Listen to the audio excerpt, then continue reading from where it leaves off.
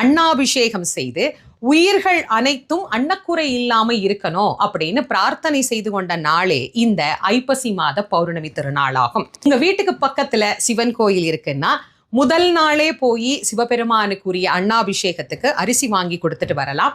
அன்னாபிஷேக தன்னைக்கு கலந்து கொண்டு அன்னத்தால சுவாமிக்கு அலங்கரிக்கப்பட்டிருக்கக்கூடிய அந்த ரூபத்தை தரிசனம் பண்ணினா கோடி கோடி கோடி கோடி நன்மைகள் அப்படிங்கிறது நமக்கு கிடைக்கும்.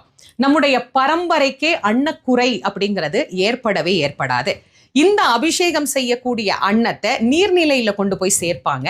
அது நீர்வாழ் பிராணிகளுக்கும் இறைவன் அளிக்கக்கூடிய ஆசீர்வாதம், சகல ஜீவராசிகளுக்கும் இறைவன் அளிக்கக்கூடிய அருளாகவும் அது அமைகிறது.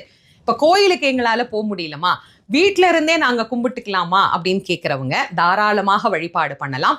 வீட்டில் நீங்கள் லிங்கம் வச்சிருக்கிறீங்க அப்படின்னா நீங்களும் சிவபெருமானுக்கு செய்யக்கூடிய அபிஷேகம் எல்லாம் செஞ்சுட்டு நிறைவா அன்னத்தை